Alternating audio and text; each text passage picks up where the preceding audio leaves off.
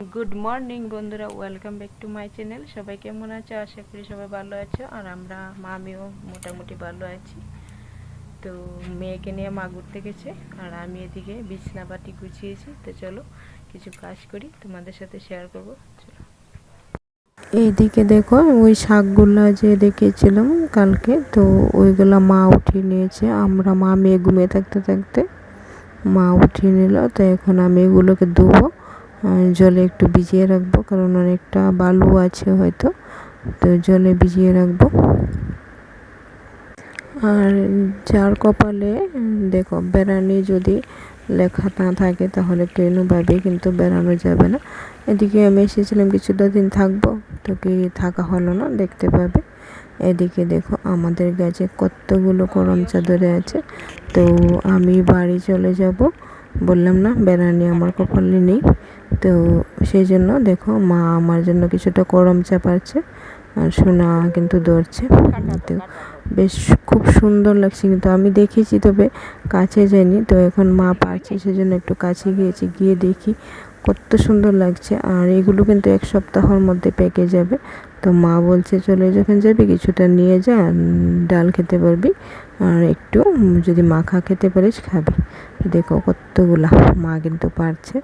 তো আমিও কিছু পারলাম, সোনাকে হাতে এক হাতে নিয়ে আর এক হাতে পারলাম কিছুটা। তো বেশ ভালো লাগছিল, কিন্তু আরও অনেক কিছু আছিল। তোমাদের সাথে ভেবেছিলাম থাকবো সপ্তাহে ওখানে, তো তোমাদের সাথে কিছুটা শেয়ার করব, কিন্তু কিছুই পারলাম না। একটু আমাদের ক্ষেতের দিকে যদি যেতাম তাহলে অনেক কিছু তোমাদের সাথে শেয়ার করতে পারতাম। কি আর করব, কপালে বেড়ানি নেই। তো চলে আসলাম তোমাদের সামনে স্নান দান করে, আর সোনাও ওই পাশে ঘুমিয়ে আছে।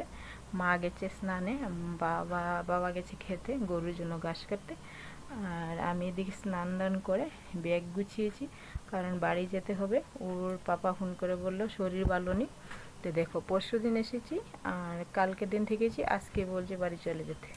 তো কীরকম লাগে বলো, কত দিন পর এসেছি। সোনা যখন 9 মাসে ছিল তখন এসেছিলাম। তো এখন শরীর ভালো নেই বলছে। তো ঠিক আছে, কী আর করবো, আবার কিছুদিন পরে না হয় আসবো। তো বিকেলবেলা বেরিয়ে যাব। আর খাওয়া হয়নি, সকালে খিচুড়ি ছিল, ওইটা একটু একটু সবাই খেয়েছি। তো এখন ভাত খাবো, খেয়ে রেডি হয়ে যাব। তো তোমরা পাশে থাকো, দেখতে থাকো। এখন খেয়ে দিয়ে রেডি হয়ে বেরিয়ে পড়বো। এদিকে দেখো ব্যাগে কি কি গুছিয়েছি।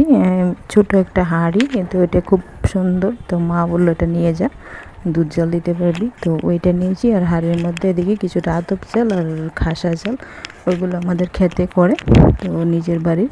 আর এদিকে 1 কৌটো ঘিটাও বাড়িতে করেছিল মা, নিজের দুধ দিয়ে, জাল দিয়ে। তো আরও আছে, নিচে পড়ে গেছে, দাঁড়াও দেখাচ্ছি, বার করছি। আর বাবার বাড়িতে আসলে কিন্তু এটা সেটা ওটা মা দিয়ে দেয়, যেটা খেতে ভালোবাসি। এদিকে দেখো সিমের বিচি, শুকনো বিচিগুলো, তো ওইগুলোকে তরকারি খাবো ভিজিয়ে রেখে। তো এইগুলো দিয়ে দিল, যতটুকু ছিল গড়ে, মানে যে খোসা ছাড়ানো ওইগুলো নিয়ে নিলাম।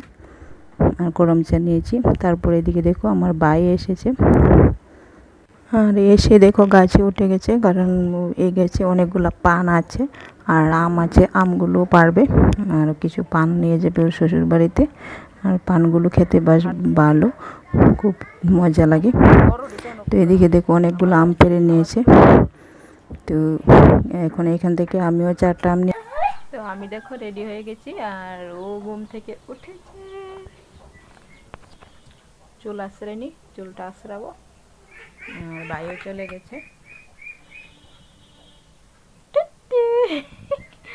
এই দেখো কি করছে, তুমি রেডি হওনি? মা রেডি হয়ে গেছি। তুমি যাবে না বাড়িতে?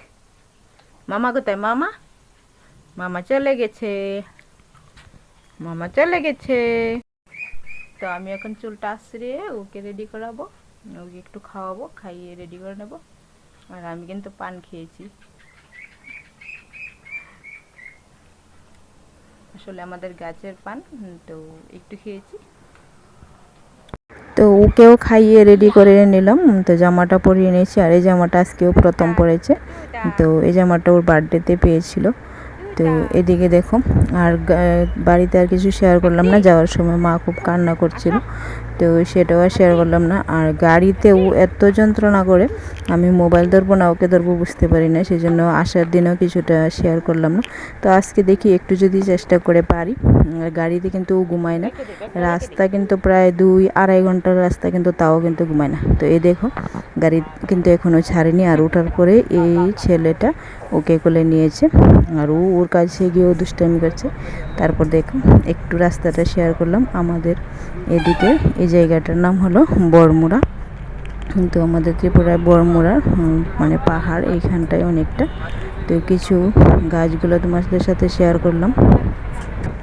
তো বাসে থাকতে হয় 1.5 ঘন্টার মতো, আর বাকি টোটো রিক্সা ওই সব মিলিয়ে প্রায় 2.5 ঘন্টার মতো রাস্তা লাগে আসতে আসতে। তো এখন ও আমার কোলে কতক্ষণ মোবাইল দেখেছে, তো এখন একটু দেখো এইভাবে জানালার পাশে বসে যন্ত্রণা করছে। তো তাও একটু শেয়ার করলাম তোমাদের সাথে। আর এদিকে হলো বড়মুড়ার ইকো পার্ক। তো এক সাইড, আমি যে সাইডে বসেছি ওই সাইডটা একটু শেয়ার করলাম, পার্কের জায়গাটা উল্টো সাইডে, তো ওইটা আর শেয়ার করা হলো না। তো বেড়ানি কপালে বললাম না, না থাকলে আর কী করা যাবে। তো এদিকে দেখো, একদম বাড়িতে চলে আসলাম। আর কত আশা করে গিয়েছিলাম যে সপ্তাহখানেক থাকবো, কিন্তু থাকা হলো না। এদিকে আসলে ওর পাপার শরীর খারাপ, যেটা সেটা বললে হয় শুনবে, রাগ করবে, কিন্তু নিজে হাতে যে শরীর খারাপটা বানালে তো আর কিছু করার নেই। নিজে হাতে রেখেই শরীর খারাপটা করেছে। তো এখন দেখো ঘর দরজা কী অবস্থা হয়ে আছে, একদম পুরো নোংরা হয়ে আছে। তো বাসনও অনেকগুলো পড়ে আছে, আসলে কিন্তু রান্নাও করিনি, খাইও নি, যেগুলো ছিল ওইগুলোই খেয়েছে। তার মধ্যে দেখো কত বাসন। এখন এগুলো পরিষ্কার করে ঘরটা মুছে তারপর বাকি কাজগুলো সারবো। এদিকে দেখো সন্ধ্যা হয়ে আসছে, অনেকগুলো মশা কামড়াবে এখন বাসন ধুতে গেলে। তো অনেকটা খিদেও লেগে গেছিলো, কারণ আসার সময় আর খাওয়া হয়নি, আমি 1টার দিকে ভাত খেয়েছিলাম। তো তারপর এখানে দেখি ঘরে এসে দেখি আম নিয়ে রেখেছে, তো এখান থেকে 2টো আম কেটে সবাই মিলে খেলাম। আর ও দেখো মোবাইল দেখছে, এই বিড়ালটাকে দেখছে আর হাসছে। তো আজকের ভিডিওটা এদিকেই শেষ করব, বেশি আর বড় করব না। কেমন লাগলো সেটা একটু জানাবে, আর প্লিজ আগামী ভিডিওর জন্য অপেক্ষা থাকবে। ততক্ষণ সবাই সুস্থ থাকবে, ভালো থাকবে, সবাইকে টাটা।